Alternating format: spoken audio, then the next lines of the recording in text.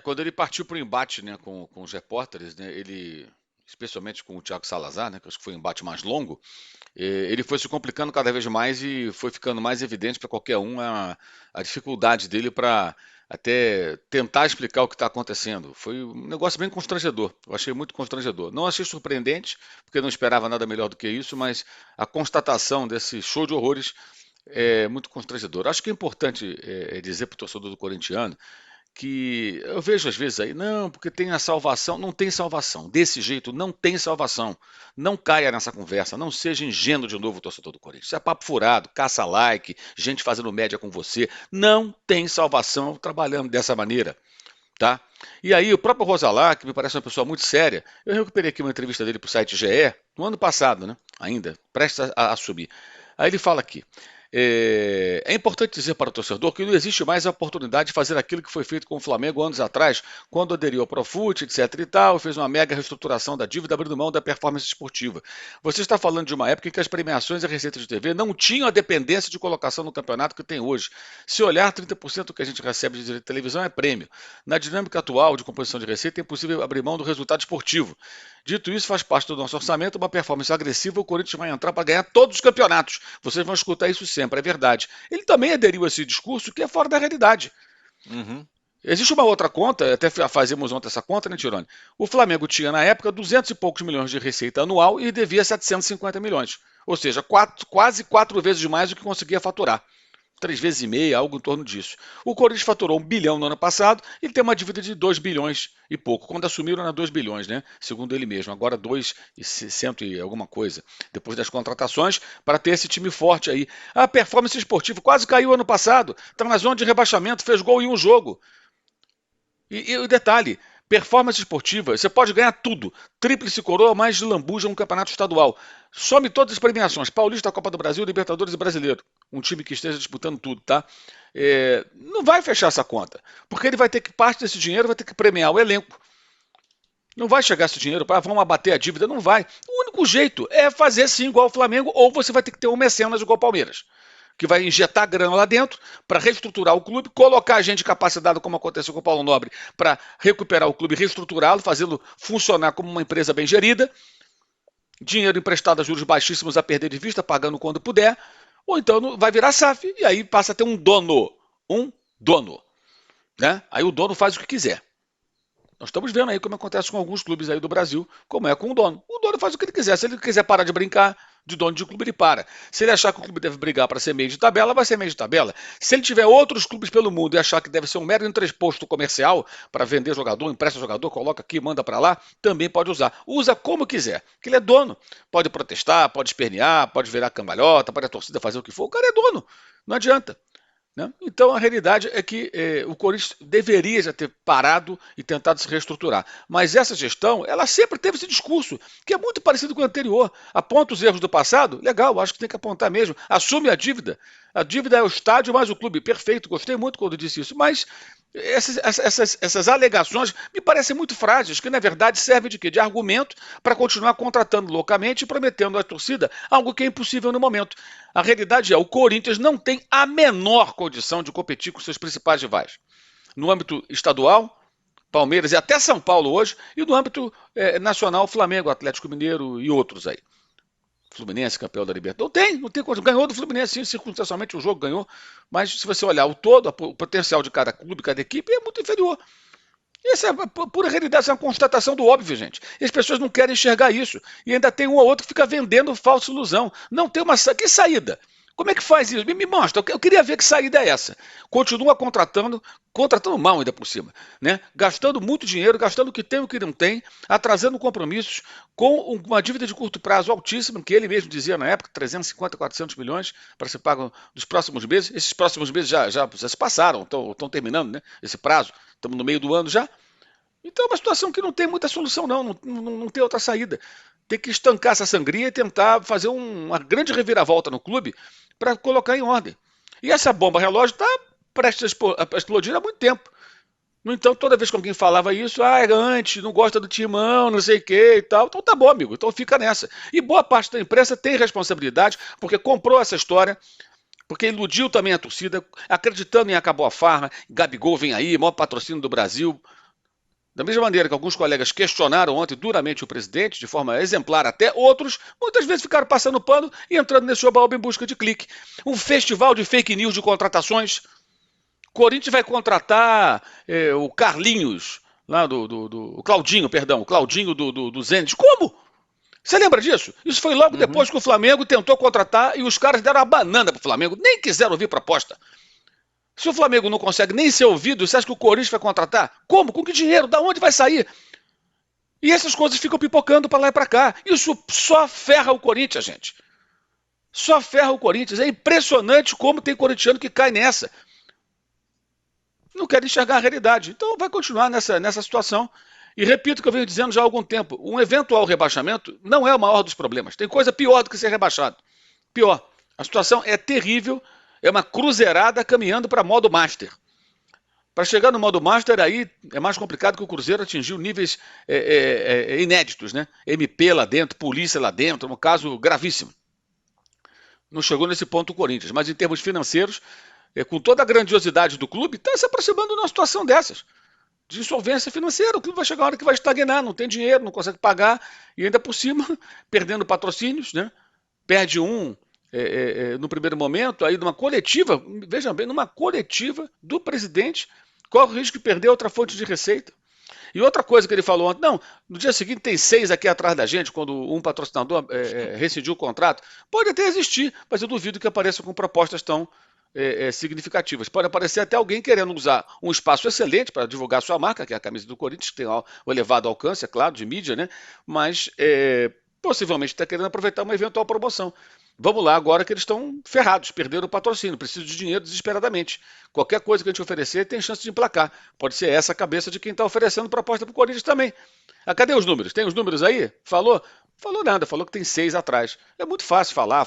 Também falou que o Gabigol ia ser contratado, que acabou a farra, né? Falaram essas coisas também. Aconteceu isso? Ele falou que ia usar o Cifute, que é centro de inteligência, para contratar, e contratou um jogador que tem problema crônico no joelho. Ontem na coletiva ele foi tão contraditório, ele entrou em tantos problemas, que ele falou, a gente está com problema para pagar, a gente está com dificuldade financeira, e na resposta seguinte ele fala que pegou empréstimo com um amigo, que até então ele dizia que amiga da porta para fora, ele pegou um amigo para fazer empréstimo para pagar o Mateuzinho. Então assim, como você no momento, numa resposta anterior, admite que está com dificuldade para pagar, aí ele falou assim, não, terça, quarta ou quinta eu pago todo mundo que está atrasado, ou seja, ele está admitindo que está com problema, está atrasado, e vai bater na porta de alguém para pegar dinheiro emprestado, ou seja, mais juros por vir, para contratar o Mateuzinho, 60% do Mateuzinho, que é um lateral reserva do Flamengo, que já no Flamengo, o flamenguista comemorou a saída dele. Mas o Corinthians está devendo para o Talheres, está devendo para o time do Félix Torres, está com risco de tomar transfer ban, está com todas as contas atrasadas, mas em dia com a agência que trouxe a VaideBet, que também é uma contradição. Qual é a sua prioridade? É não tomar transfer ban? É não ser processado pelos jogadores e perder os jogadores porque você não paga 3 meses de FGTS? Ou é pagar a agência que trouxe o seu patrocínio, que eventualmente você pode até renegociar e paga depois a comissão e etc. Sem nem contar a questão da laranja. Então assim, ontem quanto mais a gente via a coletiva do Augusto, mais a gente via que é uma questão perdida, porque eles realmente não têm a noção de fazer isso que o Mauro falou. E aí usar o Flamengo como o melhor exemplo, porque o Flamengo não teve o mecenas como teve o Palmeiras do Paulo Nobre.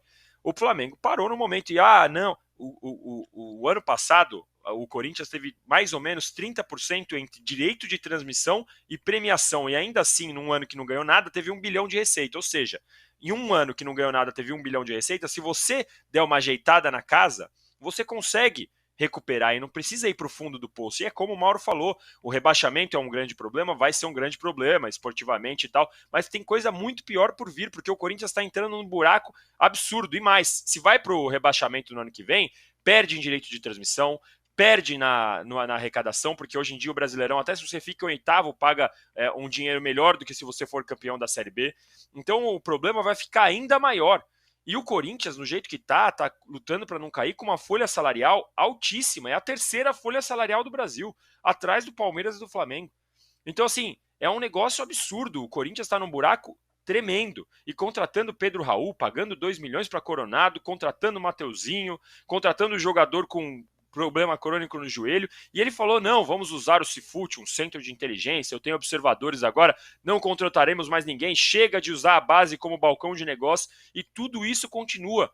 O Augusto entrou como um voto de protesto no Corinthians, como um voto de protesto do Conselho, que teria o apoio da torcida se precisasse fazer essa revolução, se precisasse ficar ali 2 anos lutando por menos coisas no aspecto esportivo para recuperar a parte financeira do clube. Tem exemplos de clubes por aí que conseguiram. E ele não quis fazer, ele quis continuar com o mesmo discurso, muito bem lembrado essa entrevista do Rosalá que o Mauro falou, porque os caras estão ali fazendo a mesma coisa que a gestão passada fazia. E eles foram eleitos como voto de protesto para mudar, a ponto de hoje em dia ter corintiano olhando e falando que saudades do Duílio, que saudades do André Sanches. Pra você ver o fundo do poço que o Augusto Melo conseguiu chegar. Rapaz, ter saudade da antiga gestão também é ser masoquista, né? Nossa ou desmemoriado, né? É brincadeira. Porque assim, você não tem que ter saudade do que é ruim, porque o que tem agora também é ruim. Você tem que procurar referências do que é positivo. Esse detalhe que o Danilo falou só reforça aquilo que nós vimos dizendo. Como é que você está associando o resultado esportivo à receita se num ano sem título você tem o faturamento recorde? E aí não dá para tentar acertar a casa? Essa do Mateuzinho, então, é histórica, né? Para quem não se lembra, o Mateuzinho estava emprestado pelo Flamengo. Aí sai na imprensa tudo os termos do acordo. Era um empréstimo sem valor de multa rescisória fixada, e se o Flamengo vendesse o jogador a qualquer momento, o Corinthians não ganharia nada. Primeiro, a gestão fez esse acordo, foi ela que fez esse acordo, não foi anterior não. Fez esse acordo com o Flamengo. Como a repercussão foi negativa, né, o Corinthians poderia virar uma barriga de aluguel, e se o Mateuzinho jogasse bem e atraísse a atenção de alguém, o que é de um otimismo atroz, né? Aí tudo bem. Não aceitamos. Devolver o jogador que já tinha treinado com o uniforme do Corinthians, no Parque São Jorge até, né? Isso. Treino aberto. Aí tudo bem, devolve o jogador. Aí na volta ele vem contratado. Gente, ele ia ficar até o final do ano emprestado. No final do ano faria um acordo lá de contratação se interessasse ou devolveria ao Flamengo. Não, eles se comprometeram a pagar 4 milhões de euros por 60%. O pessoal do Flamengo rindo de orelha a orelha falou, Deva, que maravilha. Cara, que negócio mal feito. Quer dizer, isso tudo por quê? Por conta de um rompante. Aqui da barriga de aluguel, tá legal, eu acho também que ele está certo nisso, mas por que fez um acordo ruim no começo? Porque já de cara não falou, Flamengo, empresta o jogador, mas eu quero um valor fixado, e se vocês tiverem a proposta a vender o jogador, eu quero um percentual dessa venda. É a tal da taxa de vitrine, né, como se chama. Mas não fizeram isso. Só foram buscar depois da péssima repercussão do negócio, que de fato era parecido com o Flamengo quando foi o Jean Lucas para lá, o meio-campista. Né? Ficou emprestado ao Santos, no meio daquela negociação do Bruno Henrique. Aí um dia veio lá acho que foi o Lyon na época, né? Veio contratar o jogador, pagou o Flamengo tirou ele do Santos, o Santos não levou nada. Ou seja, existem inclusive negociações ruins que foram feitas por outros clubes que poderiam servir de referência. Isso tudo evidencia o quê? Uma diretoria muito ruim, muito fraca, em todos os sentidos. Nessa questão do Mateuzinho, só para a gente falar um outro ponto também polêmico dessa entrevista, o Vessone, Rodrigo Vessone, do Meu Timão, perguntou para ele, quem que é o fulano de tal que está aqui? Isso depois dele falar que amigo era do clube para fora. Quem que é esse cara aí que estava aí na despedida do Castro? Tava aí? Ah, esse aí é meu amigo, ele falou. Foi o cara que emprestou dinheiro para contratar o Mateuzinho. Emprestou lá 4 milhões. E aí, para complicar ainda mais, mas a que juros? Não sei. Não sei. Se o cara cobrar 300% de juros amanhã, o que vai acontecer? É assim que está a situação do Corinthians. A coletiva do Augusto Melo apavorou qualquer um. Bom, e o Rodrigo Matos hoje conta aqui no UOL, a reportagem dele, que o Corinthians fez operações de antecipação de valores de venda de jogadores para resolver buraco nas contas do clube nos próximos 2 meses.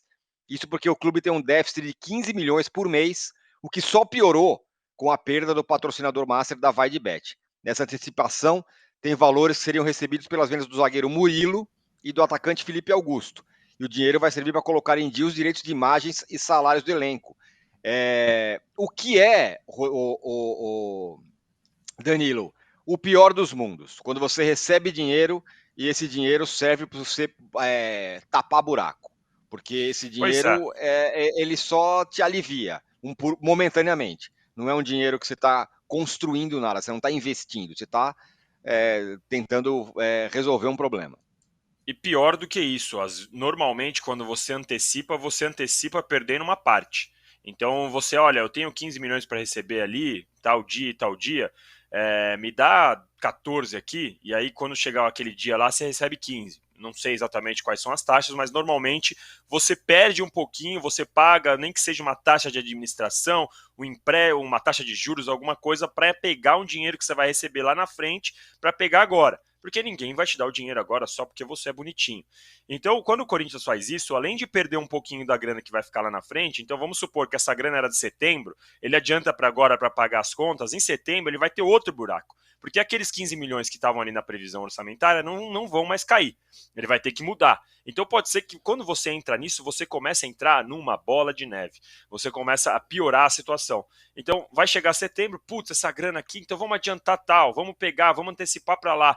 E aí isso não para nunca mais. E é nesse momento que o time tem que olhar e falar, calma aí, eu vou parar aqui, eu vou respirar, eu vou diminuir os meus gastos, nem que seja num reflexo de eu ficar em 13º no Campeonato Brasileiro, nem que seja para eu cair nas quartas de final da Copa do Brasil, eu vou ter um time um pouco menos competitivo para ajeitar a casa, para precisar parar disso, porque senão daqui a pouco ele está adiantando a receita de 2025, 26 para pagar 2024. Chega em 25, está no mesmo problema, e aí é um problema que não para mais, na verdade só piora.